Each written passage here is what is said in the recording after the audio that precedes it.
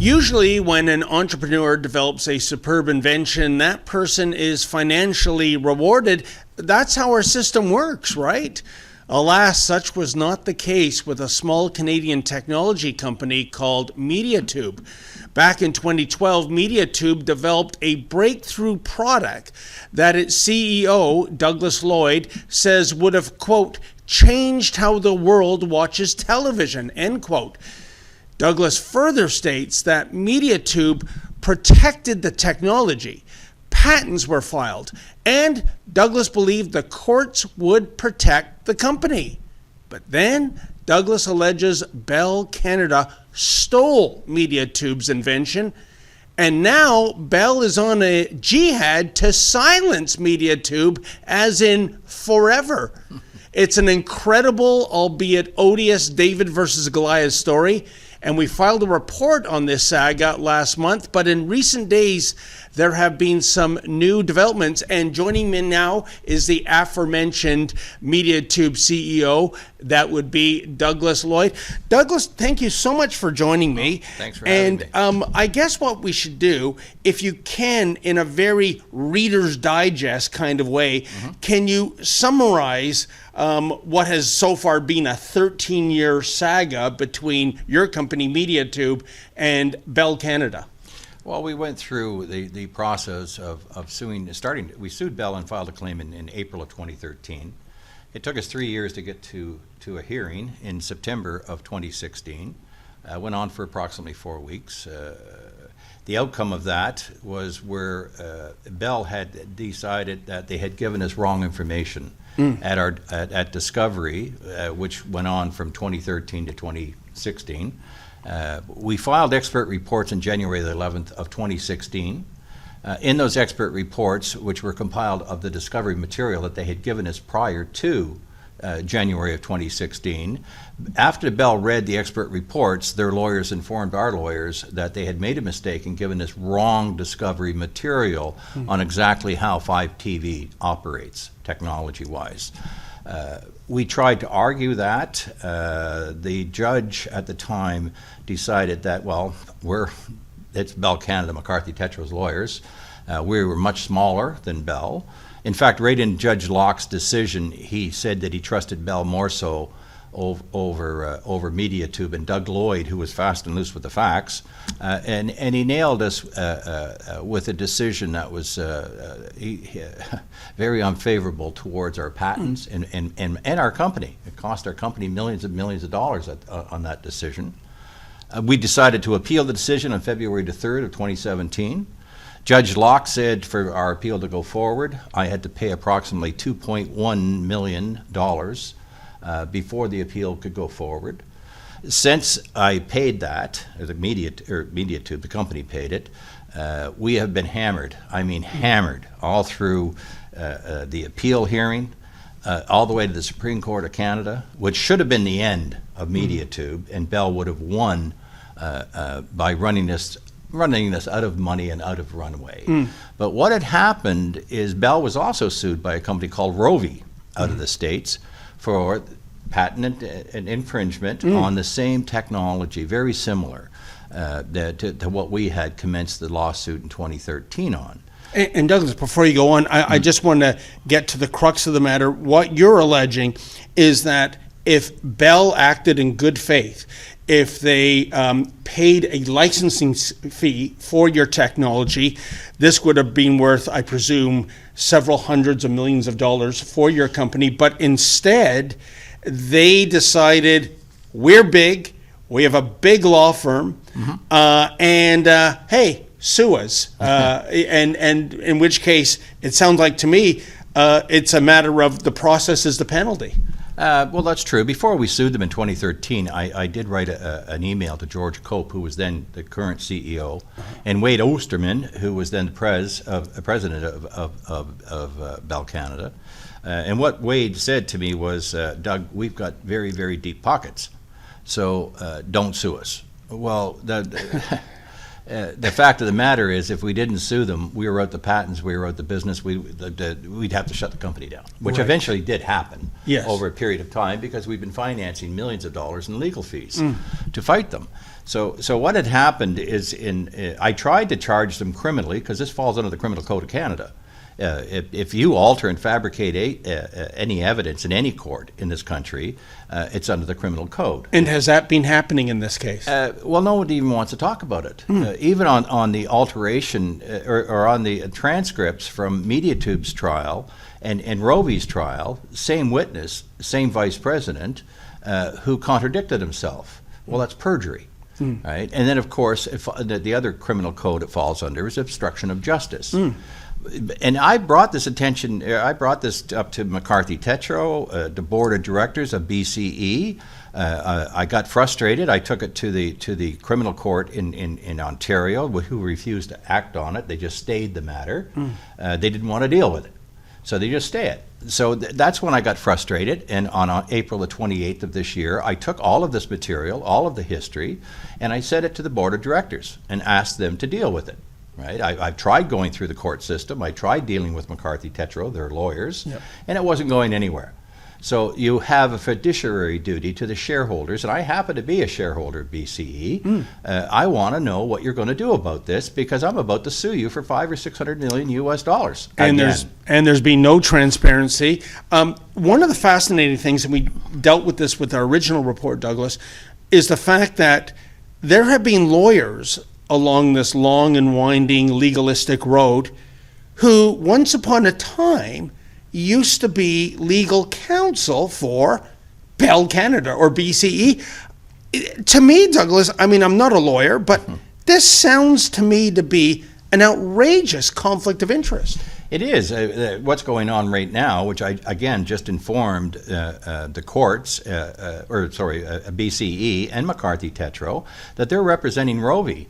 And Roe v. is that action's still going on, but they've come after me on May the 1st and charged me, or wanted me charged, with contempt of court. And tried to get a court order granted by Judge Cranston to stop me from communicating with the board of directors of BCE, which, as a shareholder under the law of Ontario and Canada, I'm entitled to do. Oops, that little thing called the law. Right, and so.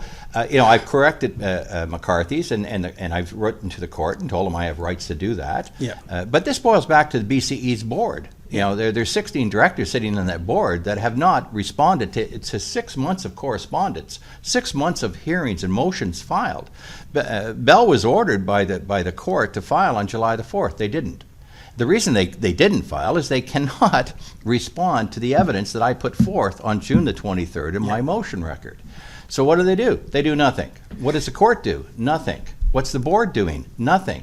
So then why do we have these laws that are supposed to protect organizations and individuals?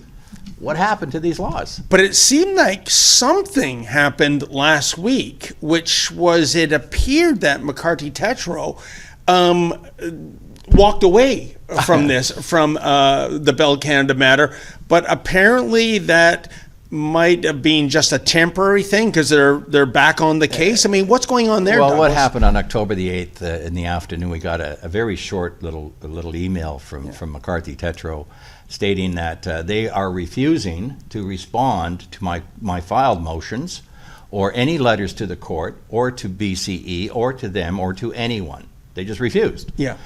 So I wrote to them for clarification on the 8th, never got anything back because they did say they aren't going to respond to us. Okay. So I wrote to the board of directors at BCE and said, listen, it looks like you don't have counsel that's going to respond, so could you tell me who I'm going to be dealing with come Tuesday, because it was a long weekend. Yeah. So Tuesday I'd get another email from McCarthy Tetro Yeah. stating that I was wrong, that they're going to be representing Bell and that everything should go to them, not to the board. Everything has to go to McCarthy Tetro. Well, are they going to respond to me? No. So I wrote, again, no response. I wrote to the board on Tuesday. I wrote to the board again yesterday, explaining the conflict of interest is mind-boggling. That how can you be representing Roe v., who I'm using now Roe v.'s evidence to prove that there was a huge contradiction and fabrication occurred. in 2016 on my trial, and here's the proof, right? And it's a conflict, and the same judge that's on this hearing right now, Judge Cranston, also is giving them directions and orders, and you know, it's craziness. It sounds that way to me. And you know what, folks? I can tell you, I reached out to McCarthy Tétrault and I reached out to Bell Canada. Not only did I not get a response, I didn't even have my emails acknowledged. You know, and I got to tell you, Douglas, this really bothers me, this lack of transparency, because amongst the many things Bell Canada owns is a media empire. And it's a little rich, I think, when they're writing a story and they say, you know, Bell Media reached out for comment and no comment was forth, and they say that in a huffing tone. And yet when the shoe's on the other foot, when I'm asking them, hey, give your side of the story, they can't be bothered. I think this is another problem, lack of transparency, because listen, if they have another side to this story, I'm all ears. Well, that's your side on the media side, but how about me and my corporate side? They won't respond, and they should be responding, but they won't. So what I guess what these large corporations and large law firms figure out is that if we don't respond, and we're not forced to respond, because the court's not going to force us to respond, so we'll just sit here and do nothing. And the same thing happens in media. When you ask them for their side of the story, they don't want to give it to you, because their side of the story is pretty brutal. And I think it's cowardly, to say the least. But when it comes to obstruction of justice, fabrication of evidence, lying under oath, these were all your allegations, unproven in court, of course. Where does it go from here, Douglas? Are we actually going to potentially see criminal charges filed? Well, I guess what's going to happen here is they have a board of directors. They have governance that they are not following. Their lawyers aren't communicating with us. In fact, they've refused now, and which is a little confusing. The court should have turned around and said, well, if you're not going to participate any longer as counsel for Bell, then file a motion. Because under the rules, the federal court rules, you don't send a letter. You don't litigate by mail. You litigate by motion and evidence, as I have followed all the rules to a T, but they have not. And they can't follow the rules, because if they did, it would show that they're guilty. Douglas, it's an enormously complicated case, I think. I'm just wondering if you can look into a proverbial crystal ball, and in the months, perhaps even years to come, how does this finally play out? Or is the strategy of Bell Canada and its legal team just to grind you down, just to force you into, I think you said to me, you're already paid out more than $10 million in legal fees in pursuing this matter. I'm sure McCarthy Tétrault, their billings are exceptionally higher than that.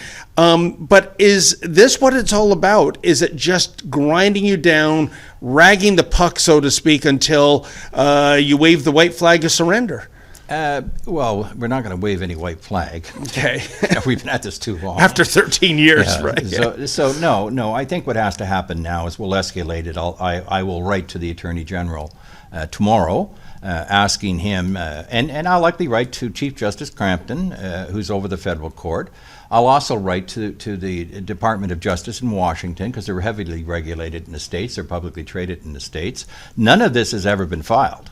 Which is total breach of the security laws in Canada and the states. So now it's becoming an international issue. Yes, it is. Yeah. And you know, I wrote to them this morning again with a declaration, which is like an affidavit that was filed by one of Bell's senior lawyers, who contradicted and swore under oath that there was no lawsuit going on in Canada, that Doug Lloyd was wrong, that there was nothing going on with MediaTube, which was a little shocking to me, and I did bring it in the declaration with you, and rated the closing paragraph in that declaration.